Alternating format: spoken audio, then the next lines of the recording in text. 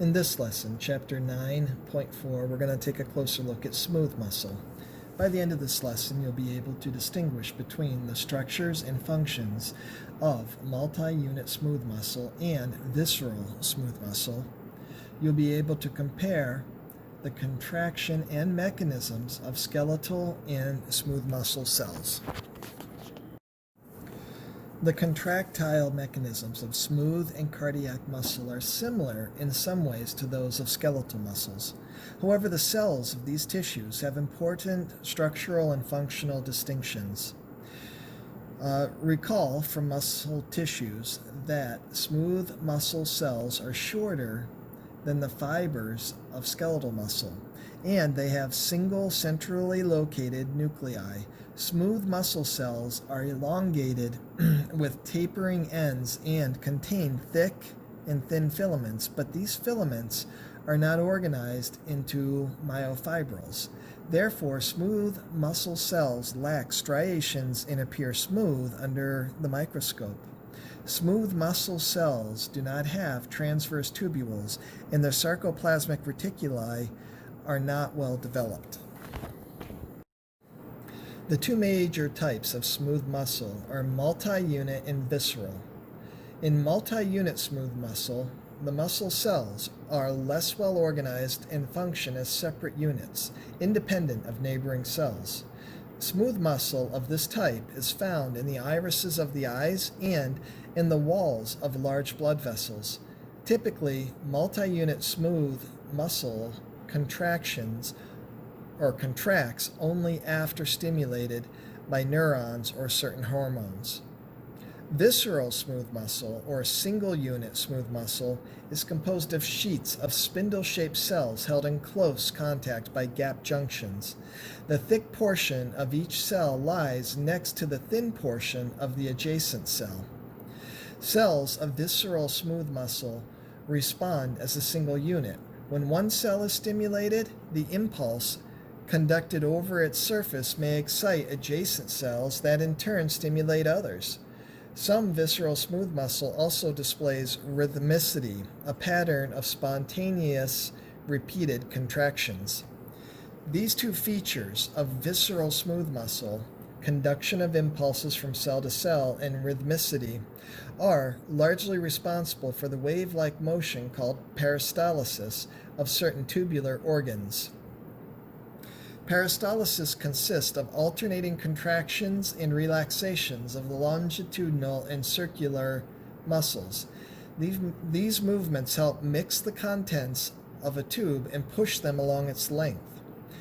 In the intestines, for example, peristaltic waves move masses of partially digested food and help to mix them with digestive fluids. Peristalsis in the ureters moves urine from the kidneys to the urinary bladder. Visceral smooth muscle is the more common type of smooth muscle.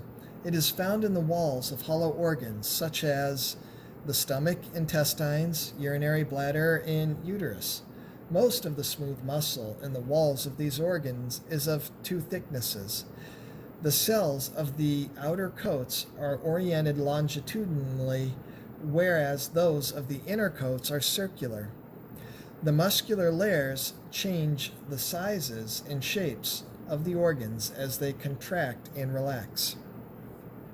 Vascular smooth muscle, which is a form of visceral smooth muscle, is found in the walls of many of the smaller blood vessels, where it plays a role in controlling blood flow and blood pressure. The function of vascular smooth muscle will be discussed later. Smooth muscle contraction. Smooth muscle contraction resembles skeletal muscle contraction in some ways. Both mechanisms reflect reactions of actin and myosin. Both are triggered by membrane impulses and release of calcium ions. Finally, both use energy from ATP molecules. However, smooth muscle and skeletal muscle also differ in their contraction mechanisms. Smooth muscle cells do not have troponin, the protein that binds to calcium ions in skeletal muscle. Instead, smooth muscle uses a protein called calmodulin calmodulin, which binds to calcium ions released when its cells are stimulated, activating contraction. In addition, much of the calcium necessary for smooth muscle contraction diffuses into the cell from the extracellular fluid. Acetylcholine, the neurotransmitter in skeletal muscle, as well as norepinephrine, affect smooth muscle. Each of these neurotransmitters stimulates contraction in some smooth muscle and inhibits contraction in other smooth muscle. A number of hormones affect smooth muscle by stimulating or inhibiting contraction in some cases and altering the degree of response to neurotransmitters in others. For example, during the later stages of childbirth, the hormone oxytocin stimulates smooth muscle in the wall of the uterus to contract. Stretching of smooth muscle can also trigger contractions. This response is particularly important to the function of the visceral smooth muscle in the walls of certain hollow organs, such as the urinary bladder and the intestines. For example, when partially digested food stretches the wall of the intestine, contractions move the contents further along the intestine. Smooth muscle is slower to contract and relax than skeletal muscle, yet smooth muscle can forcefully contract longer with the same amount of ATP. Unlike skeletal muscle, smooth muscle cells can change length without changing tautness. This ability enables smooth muscle in the stomach and intestinal walls to stretch as these organs fill, yet maintain a constant pressure inside the organ.